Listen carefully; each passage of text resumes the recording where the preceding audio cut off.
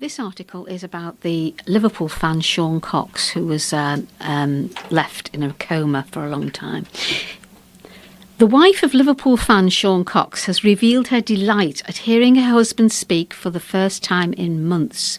The 53-year-old dad of three was left in a coma after being assaulted outside Anfield minutes before the Champions League semi-final against Roma in April of this year. The Irish-born Liverpool fan was left unable to speak after the assault and had surgery after suffering a bleed on the brain. 6 months later, he is still in hospital. His wife, Martina Cox, has revealed how her husband has now spoken his first words since waking up.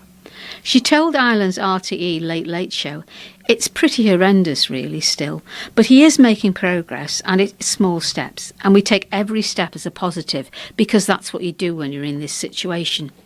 He does know they're there," she said. "We can communicate with him. He can say yes and no, and he can do the thumbs up, and he smiles, and we talk to him and he recognises us."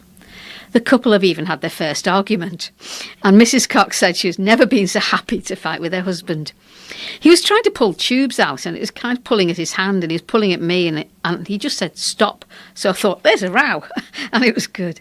Mr. Cox was brought out of his medically induced coma in the summer. As well as having to learn to speak again, he has limited movement in his right arm and leg. His family are focuses on looking after each other and hope with specialised rehabilitation programmes he can even make a full recovery, even if it takes years.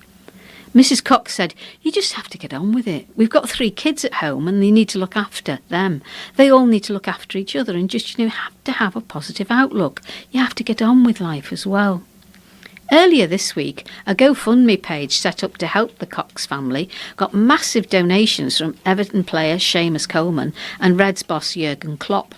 Each of them donated €5,000, which is £4,438 in our money, to the fund, which is aiming to reach €2 million, which is 1.7 million, to help Sean and his family.